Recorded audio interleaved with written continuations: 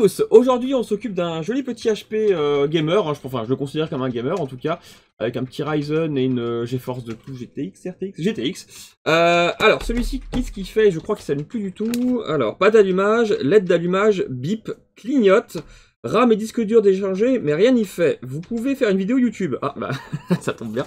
Alors du coup, donc moi j'ai regardé rapidement, et effectivement quand j'essaye de l'allumer, alors je vais vous mettre sur l'alimentation, voilà.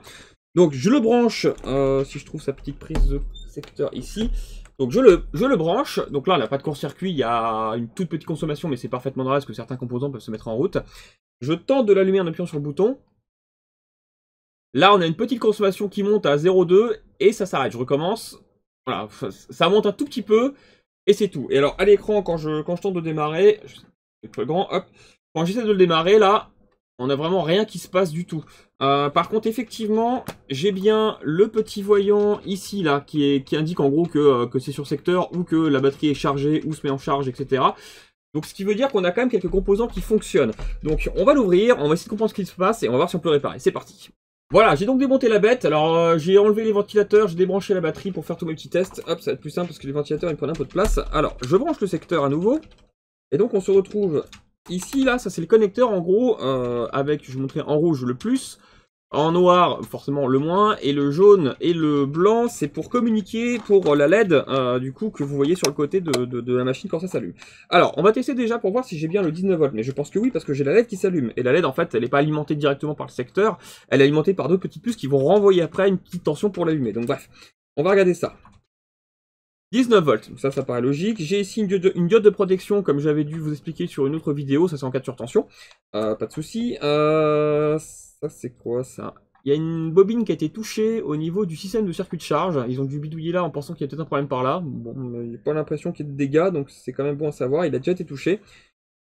Le BIOS aussi a été touché, il y a du flux, ok. Ouais, il y a une résistance un peu en biais. Bon bref, c'est pas trop grave, mais ça a été un peu bidouillé. Bon, rien de bien grave pour l'instant. Je vais tester déjà au niveau des bobines, voir si j'ai quelque chose. J'ai deux bobines côte à côte. Une ici, et une là. Sans doute pour le 3V3 et le 5V, je pense. Alors on va tester si j'ai bien mes tensions. 5V. Et ici... Je n'ai rien, mais sur certaines machines, c'est pas anormal. Il faut essayer de les allumer pour que j'ai quelque chose. Alors attendez, je vais essayer de le retourner et de l'ouvrir pour voir si j'ai bien mon 3V3. C'est important, c'est deux tensions qui sont super importantes pour allumer un ordinateur portable.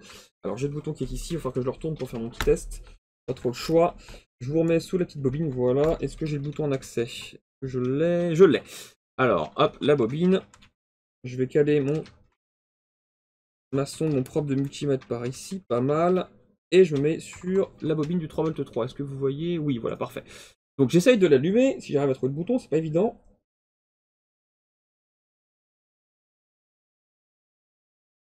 Je l'ai. 3V3. Oui, il part et... Enfin, il vient et il s'en va tout de suite. Mais je l'ai, donc il est bon, pas de problème. Alors, pourquoi il s'en va tout de suite?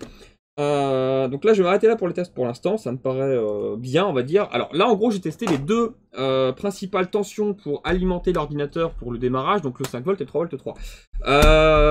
Le 3V3 arrive, donc je pense que tout va bien de ce côté là, il n'y a pas de court-circuit sur cette ligne, mais il y a peut-être un court-circuit ailleurs, et du coup par sécurité la puce Superio, qui va recevoir tous les signaux de toutes les tensions de la machine, doit comprendre qu'il y a un truc qui va pas quelque part, et du coup par sécurité coupe tout. Donc là, nous reste à trouver où est-ce qu'on est possiblement en court-circuit ou en manque d'une tension pour que ça fasse ce que ça fait, c'est-à-dire qu'il essaye de s'allumer puis il se coupe tout de suite. Alors, ce que je vais faire là maintenant tout de suite, c'est que, donc là j'ai testé les deux petites tensions de démarrage, donc 5V et 3V3, je rappelle.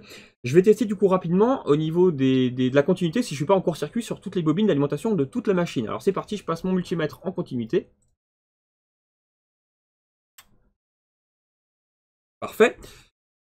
Et donc, là j'ai tout débranché, donc je suis ni sur secteur ni sur batterie. On va tester du coup la première bobine, donc celle qui a été touchée au niveau du système de charge. On va pas être bête, on va commencer par là. Pas de court-circuit, ça ne sonne pas, donc tout va bien, on va dire, entre guillemets ici. Je continue, je cherche les bobines. Hein.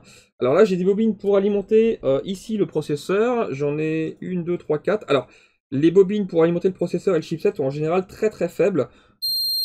Mais je suis pas en court-circuit, je suis pas à 0, je suis à 8.1, 7, enfin 6, bon c'est pas un court-circuit, donc on va dire que c'est parfaitement cohérent. cette 6.7 pareil. Donc là toutes celles-ci sont ensemble hein, à la sortie. En fait c'est parce qu'on a plusieurs bucks, mais en fait au final ça alimente la même ligne à la sortie. Hein, donc normalement voilà les valeurs sont les mêmes. Donc on va dire que le processeur et le chipset ne sont techniquement pas en court-circuit. Je vais essayer de trouver les bobines de la carte graphique. Elles sont en dessous du système de refroidissement. Je teste rapidement comme ça j'ai pas besoin de tout démonter. On a une là. 2 points, ouais, 2, 1.1, c'est faible, mais c'est normal. Les cartes graphiques sont encore plus faibles en valeur continuité que les processeurs. Hein. Donc pour l'instant, ça me choque pas plus que ça. 2 points, ouais, 1, 0,9 même presque, on est quand même pas loin, mais ça me paraît pas anormal pour l'instant pour une carte graphique. Donc ok, pour l'instant, on va dire que CPU carte graphique, ça me paraît cohérent, pas de souci. Donc les deux tensions là on a testé, j'en ai une ici qui doit alimenter peut-être tout ce qui fait, c'est quoi ça? J'ai une bobine toute seule qui se promène. C'est une bonne question. Là, j'avoue que celle-ci, elle me dit rien. J'ai une puce à côté. Je dois la gérer. APW 871. Alors, c'est peut-être pour alimenter la RAM ou... Ouais, RAM ou SSD. Un slot de RAM, peut-être. À vérifier. Je fais un test. 65. C'est un peu faible pour de la RAM, si c'est bien ça, mais ça pourrait être cohérent. Et donc, j'ai une dernière bobine ici qui, je pense, là, par contre, je suis quasiment sûr que c'est pour la RAM parce qu'on est vraiment à côté d'un slot de RAM. Je vais tester ça tout de suite. Alors là par contre c'est pas normal du tout, je suis à 25, c'est très faible et mon multimètre sonne. Donc là par contre, pour alimenter la RAM, on est vraiment très très faible. Donc je pense, alors j'en suis pas tout à fait certain, mais je pense que là on a un problème d'alimentation au niveau de la RAM et c'est pour ça que notre machine se coupe. Maintenant il va falloir qu'on essaie de comprendre d'où ça vient. Est-ce que c'est un des transistors MOSFET ou est-ce que c'est une des puces de gestion de la RAM qui est... Ça c'est du Realtek pour l'audio, donc je pense pas que ce soit lié. J'avais donc celle-ci là à côté, mais qui avait l'air d'avoir une bonne valeur pour ici. Donc je pense que la puce de gestion d'alimentation de RAM est derrière cette bobine, donc derrière la carte mère. Donc je vais complètement démonter la carte mère et on va tester ça, on va vérifier. C'est parti. Voilà, donc j'ai complètement démonté la carte mère cette fois-ci. Alors là où j'ai un court-circuit, c'est du coup sur cette petite bobine là, et on a juste à côté un slot de RAM. D'ailleurs elle n'est pas branchée, mais je pense que ça alimente peut-être les deux. Toujours une petite question sur la bobine qui est au-dessus, qui je pense alimente quand même la RAM, mais alors il y a peut-être deux tensions, c'est une bonne question, je vérifierai ça un de ces quatre. Bon, dans tous les cas, je vais me situer de l'autre côté de la carte au niveau de la bobine, donc je vous mets sous le microscope ici. On a donc la fameuse bobine que j'ai repérée qui me paraissait un petit peu étrange, et pile de l'autre côté, on a une petite puce toute seule dans son coin, APW 88688. Donc je pense que c'est bien elle qui va gérer l'alimentation de la RAM. Je vais donc tester pour être certain au niveau de ces bornes si j'ai une valeur farfelue pareille à 25 je crois. On va tester ça tout de suite. Hop. Je la cherche, hein, je sais pas trop là. Bingo, du deuxième coup. 25. Donc c'est bien elle qui va gérer en gros l'alimentation de la RAM et on est toujours faible ici. Ok, ça marche. Alors en gros cette puce là, qu'est-ce qu'elle fait? Eh bien elle va être alimentée forcément par une petite tension. Elle va ouvrir et fermer les deux petits transistors MOSFET qui sont juste ici. À une vitesse forcément vertigineuse, hein. Et en fait, le fait d'ouvrir et fermer ce petit transistor-là, ça va découper une tension par la petite bobine qui va sortir là, et du coup, on va transformer le 19 volts qui arrive au port d'un des deux transistors pour, en gros, le transformer en un voltage beaucoup plus faible. Donc pour la RAM, ça va être de la DDR4, alors je sais pas combien c'est alimenté, ça va être du 0,8 volts ou 1 volt, quelque chose comme ça. Voilà, et donc là, il y a peut-être bien un des MOSFET qui est fatigué, ou la puce de gestion qui est fatiguée. Donc on va essayer de voir, ou un condensateur, ça peut être n'importe quoi. Je vais regarder rapidement sur le schéma, le datasheet de cette puce, parce que par chance on a le marquage, donc APW88688 comme je disais tout à l'heure. Je vais essayer de voir si je trouve pas son datasheet pour savoir comment elle fonctionne, et comme ça on pourra tester. Alors c'est parti. Alors nous voici sur le datasheet de la APW8868, mais pas 688. Celle-ci est plus ancienne, c'est DDR2, DDR3, et c'est pas DDR4. Donc j'ai pas trouvé mieux. Je pense que cette puce-là, c'est en gros le grand frère de la nouvelle puce. J'ai pas trouvé plus, donc on va quand même essayer de s'aider avec ça, si ça peut nous aider, parce que clairement je peux pas faire autrement. J'ai pas trouvé l'autre. Bon, au niveau des patounes, ça m'a l'air d'être pareil, 555, donc c'est déjà ça. Alors comment ça fonctionne? On a du coup un VTT, donc ça en gros c'est pour l'entrée de l'alimentation. En patte 20, donc je vais tester rapidement ici pour voir si j'ai pas un court-circuit justement ou quelque chose qui va pas. On a L-Gate, on a on a phase, on a U-Gate. Ok, donc tout ça, ça va être tout ce qui va concerner, on va dire, les MOSFET, hein, les trois petites pattes là, donc 15, 16, 17. Alors je sais pas encore une fois si c'est vraiment fait de la même sorte, on va dire, mais je vais quand même, tant pis, je vais m'y fier. Et on va voir si j'ai des courts-circuits qui vont pas, en tout cas sur la patte ici 20, 17, 16 et 15, juste pour vérifier. Alors c'est parti, on fait ça, on regarde rapidement. Alors, je disais donc la patte 20, alors sachant que la patte numéro 1, on voit le point ici, je sais pas si vous verrez bien à la caméra, si ça va, on voit bien. Donc le point il est ici, donc la numéro 1, elle est là. La 20, elle est donc à l'opposé. Alors je vais me mettre dessus, si j'arrive à faire ce que je veux. Parfait. Et je suis plutôt faible. Ça, c'est l'arrivée du jus pour la puce. Et il est très très faible. Ok. J'avais donc la patte, je crois que c'est 16, celle-ci. Et à côté pour les fêtes. Ouais, il y a bien quelque chose qui va pas sur ce composant-là. Ou en tout cas autour. Je vais commencer par retirer ce composant-là parce qu'il est tout petit, il est simple.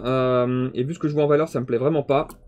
On va le retirer et on va voir si les valeurs remontent. Si les valeurs remontent, c'est que c'est sans doute lui qui pose problème, ou encore une fois un des MOSFET, mais ça me paraît très étonnant, parce que là, vu ce qu'elle fait, c'est quand même bizarre. Je la retire et on va voir un petit peu si les valeurs remontent. Ensuite, on pourra voir pour la changer. Je crois que j'en ai en stock des petites puces comme ça. Je crois que j'en avais déjà changé une ou deux. Alors avec un peu de bol, j'ai ce qu'il faut. Alors, on va tester déjà de l'enlever. On va voir si les valeurs nous remontent un peu et du coup, on aura peut-être trouvé quelque chose qui va pas.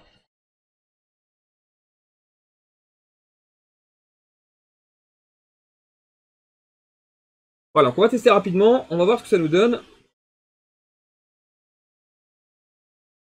Beaucoup mieux. 240. 240 et on était à 25.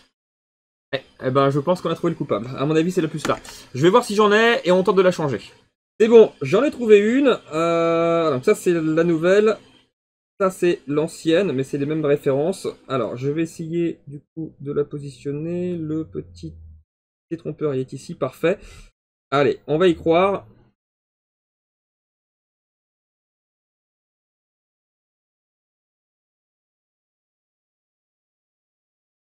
Alors, qu'est-ce qui a pu se passer avec ce composant-là? Eh bien, soit il a fatigué parce que il travaille beaucoup, hein. Encore une fois, c'est lui qui gère l'alimentation de la RAM, donc forcément, il a quand même un rôle assez important. Il est aussi possible, comme c'est un PC portable gamer, et ça, c'est pas la première fois que ça m'arrive, que les clients aient essayé de l'overclocker, parce qu'il y a beaucoup de gens qui essayent d'overclocker leur PC portable gamer pour essayer de gagner un peu plus en performance. Donc, ils vont overclocker la carte graphique, la RAM, ils vont essayer d'overclocker tout ce qu'ils peuvent. Et du coup, il est possible que ce petit composant-là, qui du coup n'est pas bien gros, pas forcément conçu pour être, on va dire, overclocké, ait été en gros géré pour alimenter un peu plus fort avec des fréquences plus hautes au niveau d'alimentation de la RAM, et du coup ça peut claquer le composant. Il a pu claquer aussi de lui-même, hein. Ça n'a peut-être rien à voir avec un overclock, mais ça m'est déjà arrivé que les clients me disent ah j'ai overclocké et puis 3 jours plus tard, pouf, plus rien. Donc ça peut être aussi dû à ça, peut-être, hein, pas sûr, mais ça peut. Allez, je nettoie ça, on va revérifier les valeurs du coup maintenant que j'ai reçu les composants, et on va voir si j'ai mieux. Ici. 220, donc je pense que là on est bon. Je vais donc remonter rapidement la carte mère et on va faire un test avec un peu de bol, il repart.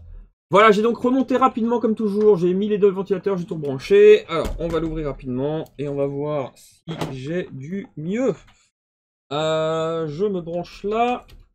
Je vais donc essayer de l'allumer, j'appuie sur le bouton. Les ventilateurs tournent. C'est un petit peu long à s'allumer, on va voir.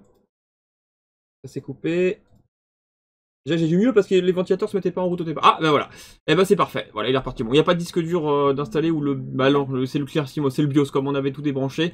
Le BIOS a perdu ses petites mémoires. Mais en tout cas il s'allume. Donc voilà, simplement et bêtement j'ai envie de dire, une petite puce d'alimentation de la RAM. Qui était HS, tout simplement. Donc c'est parfait, je vais pouvoir le remonter complètement, faire tous les tests nécessaires comme d'habitude. Mais je pense que lui va repartir. Allez, à la prochaine! Si vous souhaitez faire réparer votre matériel, n'hésitez pas à cliquer sur un des liens en dessous de chaque vidéo YouTube. Vous avez notre site internet afin de cliquer sur le lien réparation et de remplir le formulaire pour envoyer votre appareil. Vous avez aussi tous les tarifs qui sont accessibles sur notre site.